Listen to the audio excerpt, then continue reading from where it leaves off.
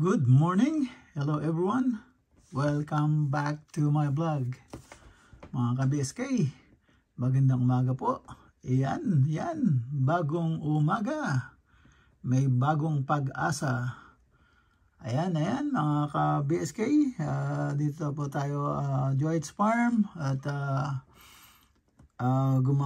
gumawa sila kahapon. Tapos ngayon, i-update po natin kung ano na po yung natapos nila. Ayan, sa swimming pool, naglalagay po sila ng railing. At yan, tingnan natin kung last na yung ating pinapagawa. At para naman mapahinga na yung bulsa natin. Ayan, at tapos maya siguro darating yung magkakabit ng pinto. I-update ko po sa inyo yan, yung pinto sa common CR. Ang ating kaibigan na si Mark. Yan, shout out dyan Mark. Sa buong tropa mo at pamilya, shout out dyan. Yan, lapit na, kita na tayo. Yan, si Mark po nagkakabit ng mga window glass and yan, etc. aluminum job at mga glass job. Yan mga ka-BSK. At tara, pasyalan natin.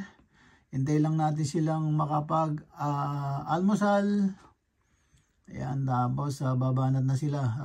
Update natin sa inyo maya ng konti. Yan, Joy's Farm, shout out dyan sa mga gumagawa, mga Koreano builders ng Arayat, Pampanga. Shout out. A few moments later. Ayan mga ka-BSK, at yan, nagpuputol ng tubular para din sa railing.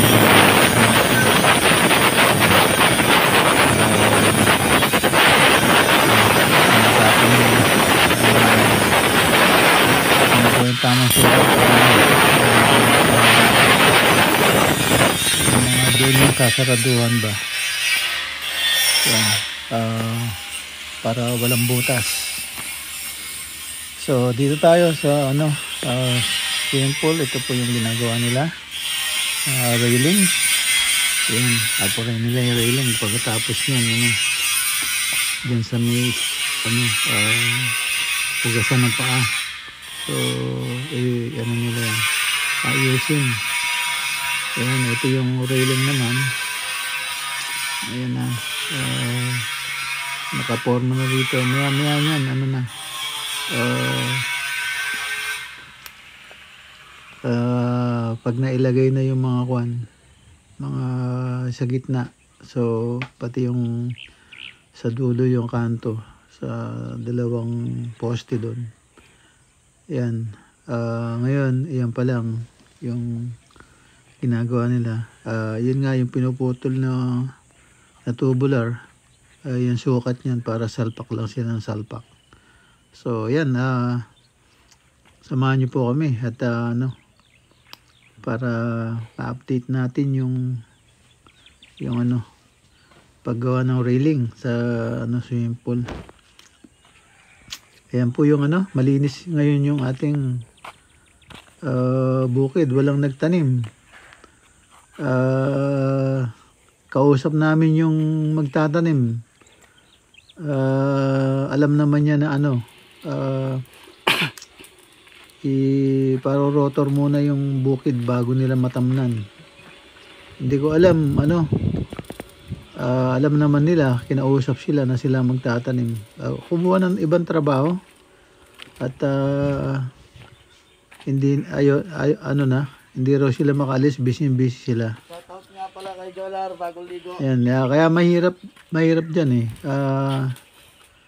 siyempre alam nila importante sila dahil nga walang Siguro. tamang tao dyan sa yung marunong magbukid. So kaya ganun. So di bali pag makadiskarte tayo sakali, bili rin tayo ng kalabaw.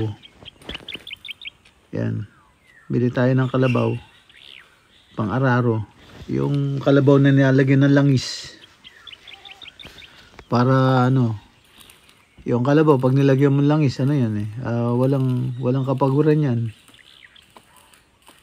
Yun, tingnan natin.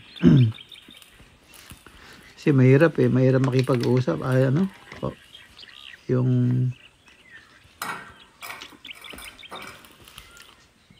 isipin mo sila na kumuha ng punla, binayaran sila, alam nila importante itatanim agad. Kaya nga hindi man lang nagtanong na na-rotor na ba, tatanim na natin kung na-rotor na. Hindi, kumuha ng ibang trabaho. Wala tayong magawa dahil hindi naman natin masyadong alam ang kalakaran doon na kung paano sila kausapin. So okay lang yun. Buti hindi ko binili yung yung bini. Kinuha lang dun sa tanim natin. Kung nagkataon laki ng lugi, hindi pa lugi na agad. Kung binili yung yung binhi ng kamuting baging, hirap makipag-usap sa tao kung minsan siguro yung nagpatrabaho sinupal-palan agad ng pera, kaya ganun. Kasi tinanong pa naman nung kailan nurorotorin yan para maitanim na yung yung binhi. Pagkatapos pong anihin yan, kinabukasan paparotor na po natin. Nagtatanong na kami, hindi na rotor kinabukasan, the next day pa na i-rotor. Wala na, busy raw sila, hindi raw sila pwede magtanim. Ganun kausap na sila magtatanim. Siyempre baka yung kumuha sa kanila sinupal pala agad ng pera, kaya ganun. Kaya tinanggap yung yung trabaho na hindi mo na nagtanong kung alam naman nilang masisira yung bini. May mga tao talaga kung minsan naman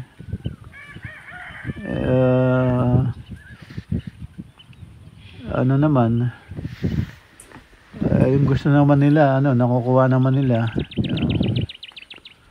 Pag sila din nagtatrabaho doon, hindi ko alam, hindi ko maintindihan.